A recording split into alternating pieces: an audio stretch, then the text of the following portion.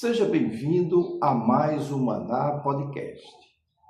E eu sinto assim um prazer muito grande em poder falar das grandezas de Deus para vocês que estão nos ouvindo através da internet. O tema de hoje é um tema maravilhoso que é o seguinte tema: o culto que agrada a Deus. O nosso texto encontra-se lá em Romanos, no capítulo 12, versículo 1 e 2. Eu quero convidar você a seguir comigo essa leitura e permanecer com a sua Bíblia aberta para que nós possamos conversar sobre esse assunto. Então, abramos as nossas Bíblias e façamos a leitura do capítulo 12, apenas dois versículos, 1 e 2, que diz assim: Rogo-vos, pois, irmãos, pela misericórdia de Deus, que apresenteis os vossos corpos como sacrifício vivo, santo e agradável a Deus, que é o vosso culto racional. E não vos conformeis com este século, mas transformai-vos pela renovação da vossa mente, para que experimenteis qual seja a boa, agradável e perfeita vontade de Deus.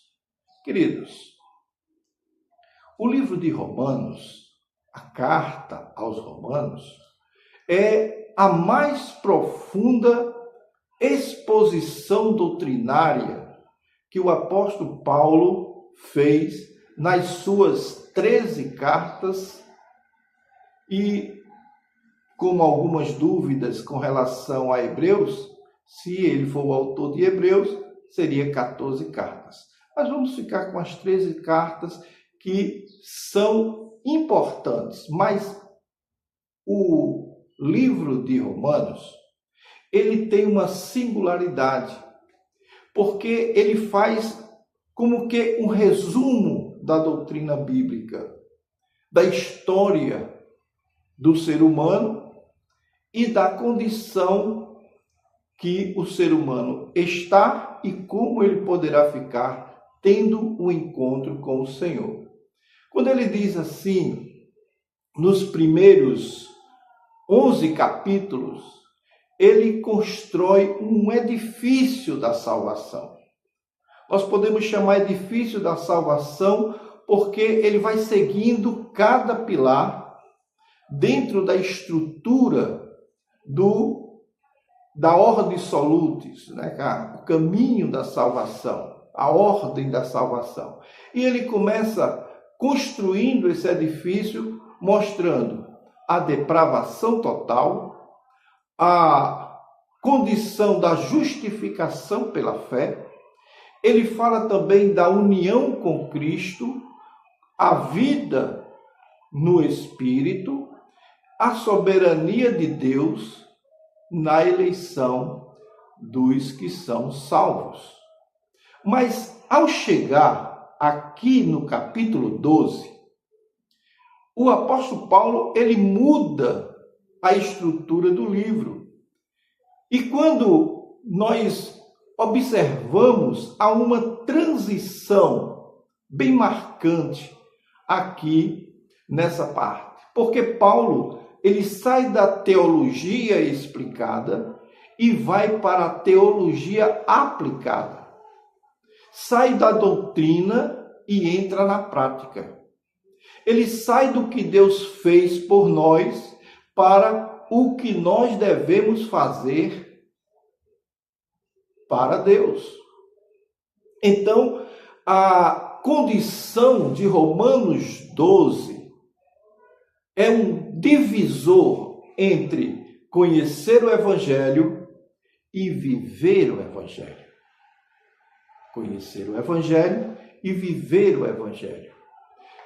Quando nós falamos dentro dessa condição, que Paulo começa com uma palavra forte, né? Dizendo, rogo-vos. Não é uma ordem fria, não é um decreto impessoal, é um apelo pastoral que o apóstolo Paulo faz aos seus ouvintes. Hoje nós veremos que o verdadeiro culto não começa no templo, mas começa na entrega da nossa vida, da dedicação que temos ao nosso Deus.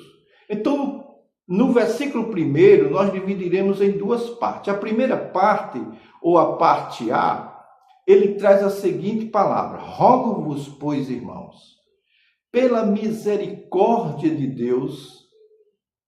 A palavra pois aqui, rogo-vos, pois, irmãos, ele traz uma conotação diferenciada, porque trata de, à luz de tudo aquilo que Deus fez, diante daquilo que você ouviu que Deus fez, agora vocês respondem.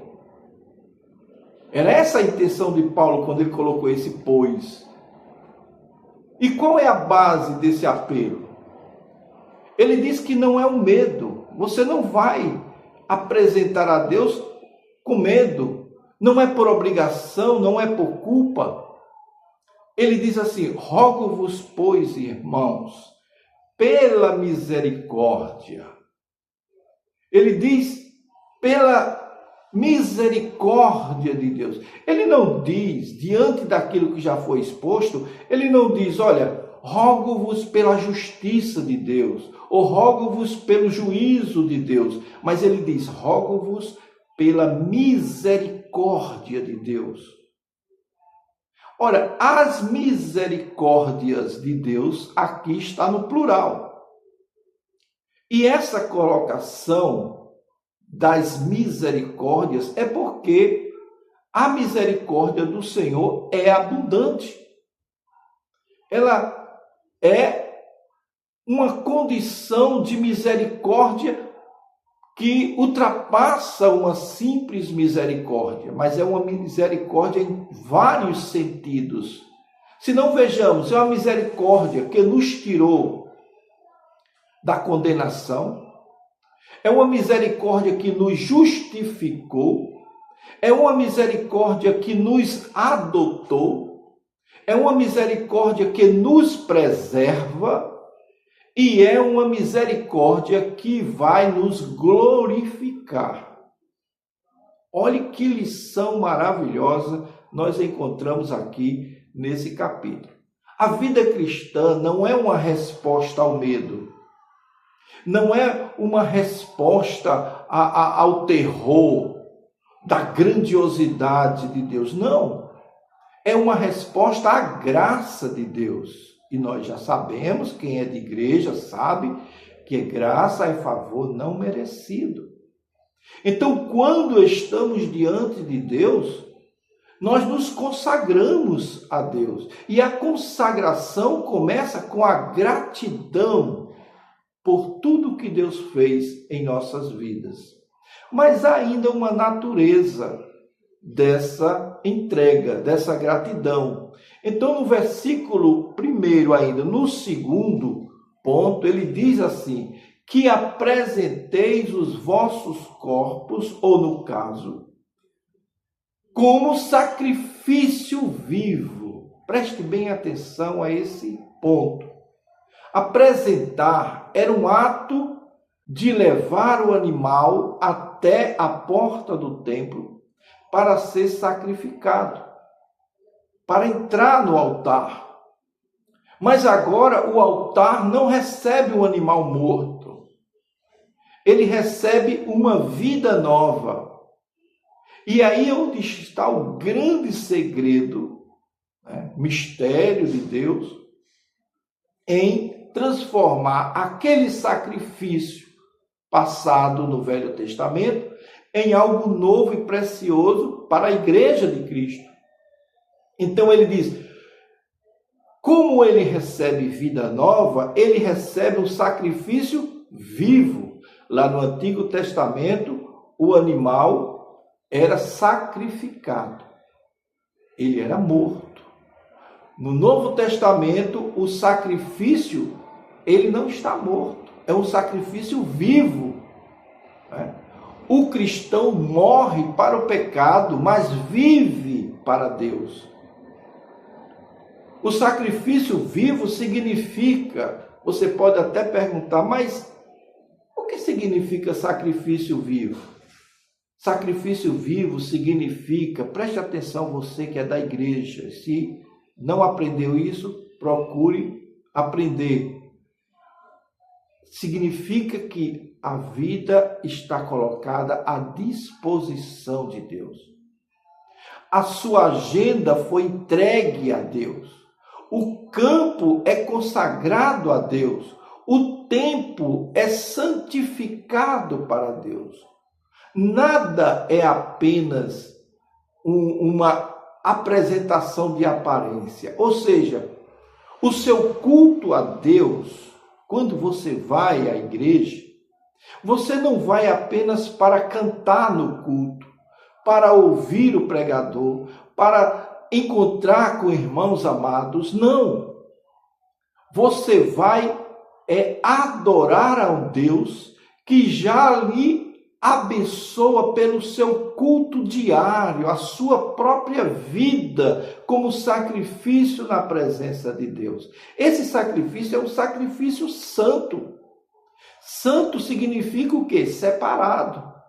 O crente, ele não é crente. O crente, preste atenção, ele não tem vida espiritual e vida secular, não.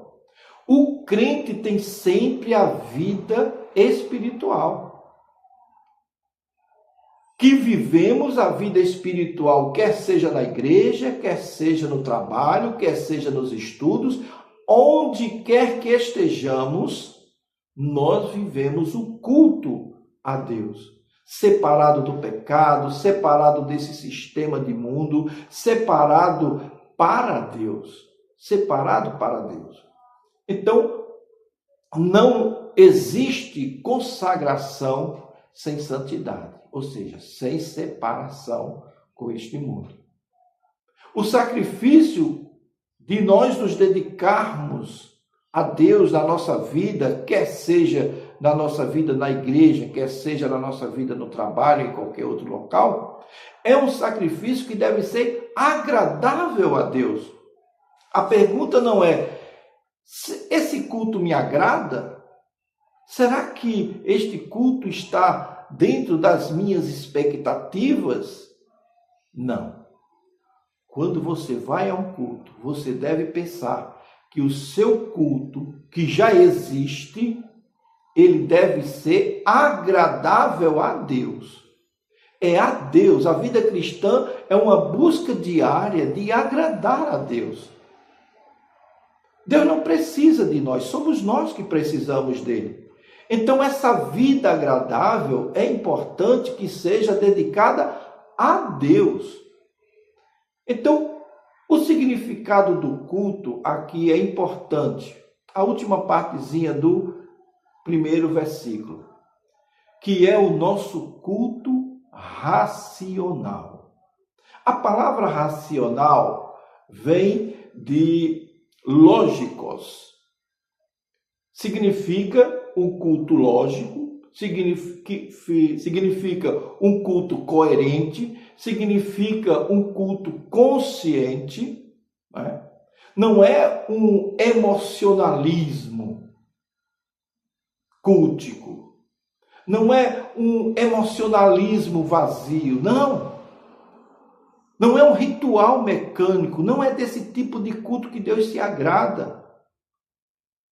É um culto que nasce da compreensão daquilo que Deus fez por nós, daquilo que Deus está fazendo por nós e daquilo que Deus vai fazer por nós. É a sua graça, é a compreensão da graça divina que nos alcançou. O culto não é apenas no domingo. O domingo é um dia que nós separamos dentro do nosso da nossa série de dias que nos dedicou o Senhor, para separar um dia para dedicação à nossa vida espiritual. Mas não é só no domingo. A nossa vida é todo o tempo. É na segunda-feira no trabalho, é na terça-feira na família, é na quarta-feira nas decisões. Em qualquer momento da nossa vida, devemos praticar o verdadeiro culto e a vida inteira rendida a Deus. No segundo versículo, nós encontramos algo interessante, que é o perigo da conformação. Veja como mesmo antigo, essa mensagem, mesmo antiga, essa mensagem fala muito aos nossos corações nos nossos dias. O quarto ponto que nós encontramos aqui é com relação ao perigo da conformação. No versículo 2, a primeira parte, ele começa analisando essa questão, dizendo: e não vos conformeis com este século. Conformar aqui, meus queridos, fala de assumir uma forma ou a forma do mundo. É como colocar uma massa numa forma e essa massa tomar o formato daquela forma. Paulo diz: não deixe o mundo moldar vocês. Em outras palavras, ele está dizendo isso. Não permita que vocês sejam formados pelo mundo. Esse século tem seus moldes. Alguns moldes eu quero trazer aqui para você, porque é importante que você saiba.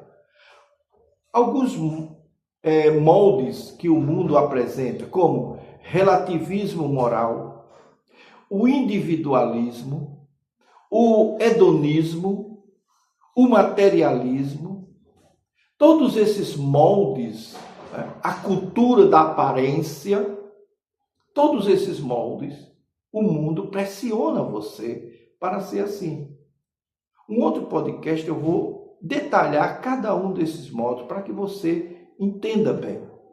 Ele não grita sempre. O mundo não exige gritando, ele vai sussurrando ao longo do tempo, vai moldando você devagar. E a conformação, ela é sutil. Acontece aos poucos. Quando o cristão para de vigiar, para de orar, para de ler a palavra, para de frequentar a igreja, para de levar a palavra para outras pessoas que ainda não conhecem a Cristo, começa a se parecer com o sistema mundano. Não é possível ser moldado por Cristo e pelo mundo ao mesmo tempo. Não dá. Não podemos servir a dois senhores. Só podemos servir a um. Então, o caminho da transformação, ele mostra aqui no versículo 2, quando ele diz: mas transformai-vos pela renovação da vossa mente. Aqui está o contraste. Não conformação externa, mas transformação interna. A palavra transformai-vos, ela é chamada de metamorfo. De onde vem a palavra metamorfose? É a maneira de usar uma transformação. É a mesma palavra usada na transfiguração de Jesus lá no monte. Transformação não é maquiagem espiritual, é mudança de natureza interior. Onde começa essa transformação? O texto nos mostra. Ele começa na mente. A mente é o centro das decisões. É na nossa mente que todas as coisas se desencadeiam. Então o pecado começa na mente, mas a santidade também começa na mente. Por isso a renovação da mente ela é tão essencial. É como a mente que comanda todo o nosso sistema humano, pessoal, ela forma os meios para que pratiquemos. Certo? Então, como é uma mente renovada? Como é uma mente renovada? Ela é renovada primeiro pela palavra de Deus, pela oração, pela comunhão com Deus e com os irmãos e pela ação do Espírito Santo na vida do crente. Uma mente saturada das Escrituras é uma mente blindada para as influências mundanas. Não há vida transformada sem mente renovada. Saiba disso. Saiba disso, que é importante. Mas aí vem o final do texto, né? Para que experimenteis qual seja a boa, agradável e perfeita vontade de Deus. Olha, quando a mente ela é renovada, qual seja a boa, agradável e perfeita vontade de Deus, isso deve estar bem claro na nossa mente. Então, quando a mente é renovada, o cristão passa a discernir a vontade de Deus. Não como uma teoria, mas como uma experiência com Deus. Por isso, nós incentivamos que as pessoas também tenham experiências com Deus. Não no sentido de que você vai ter uma experiência e isso aí vai impedir que você procure até informações na Bíblia, mas viva só de experiência. Não. Preste bem atenção a essa experiência. Experimentar a Deus significa provar a Deus. Provar. Não apenas saber que Deus existe, mas provar do amor de Deus, da misericórdia de Deus, ter uma experiência íntima com Deus, saber que reconhecer aquilo que Deus fez, faz e fará na sua vida, na vida da sua família, na vida dos seus negócios. Tudo isso mostra que a vontade de Deus, ela é descrita como, primeiro, como boa. Boa aqui é mostrando que ela é benéfica.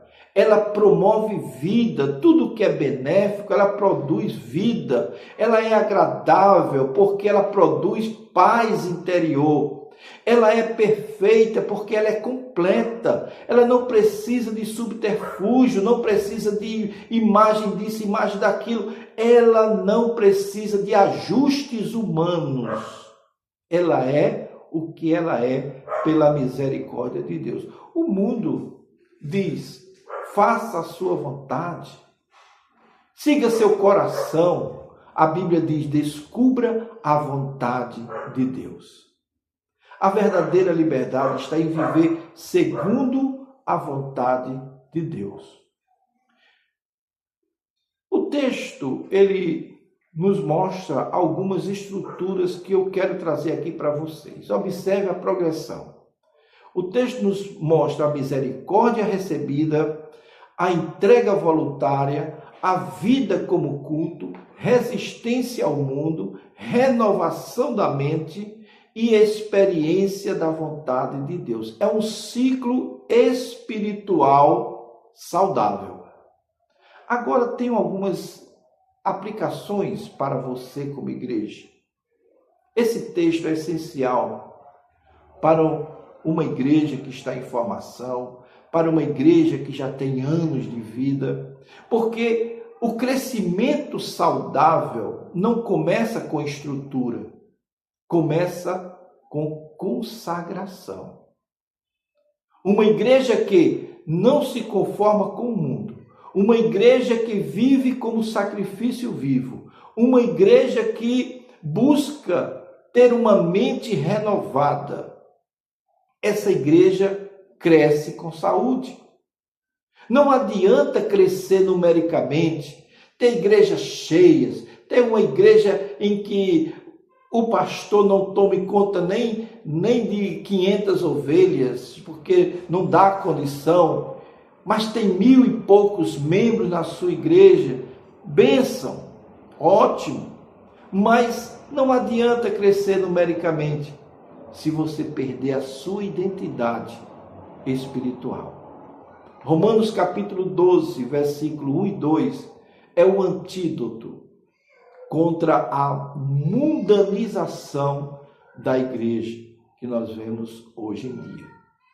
Há 3 perguntas finais que eu quero fazer a você. São perguntas retóricas. Você pode responder aqui nos comentários também. Minha vida é um altar ou apenas frequento o altar?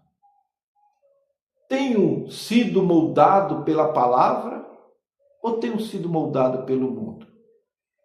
A minha mente está sendo renovada ou apenas informada? Paulo não começa falando de dons espirituais. Paulo não começa falando de ministérios. Paulo não começa falando de servir a si próprio. Ele começa falando a respeito de servir na igreja. Ele começa falando de entrega. Ele começa falando porque antes de Deus usar sua mão, Ele quer usar o seu ser, o seu coração. Por isso está o texto da palavra: dá-me, filho meu, o teu coração.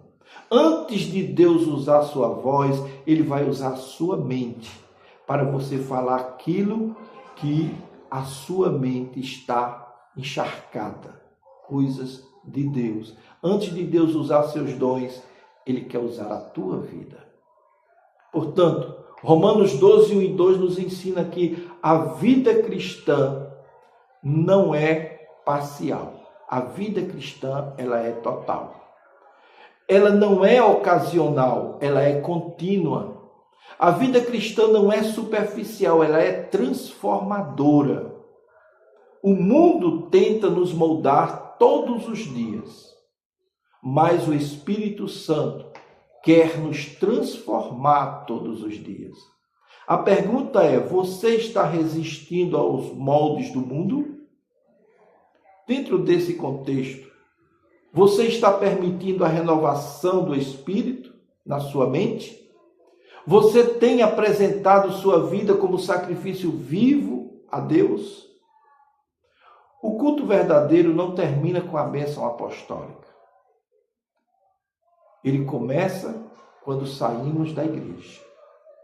Quando saímos da igreja, que a nossa vida seja um altar. Quando saímos dos cultos das nossas igrejas, que a nossa mente seja renovada, que a nossa vontade se alinhe à vontade de Deus. E então experimentaremos qual seja a boa, agradável e perfeita vontade de Deus. Se o podcast de hoje te ajudou de alguma forma, se inscreva no nosso canal, passe adiante essa informação para que você possa ajudar muito mais pessoas. E nós estamos aqui trazendo para você, no Maná Podcast, toda semana, mensagens de edificação para a sua vida espiritual. Que Deus nos abençoe e até o nosso próximo podcast.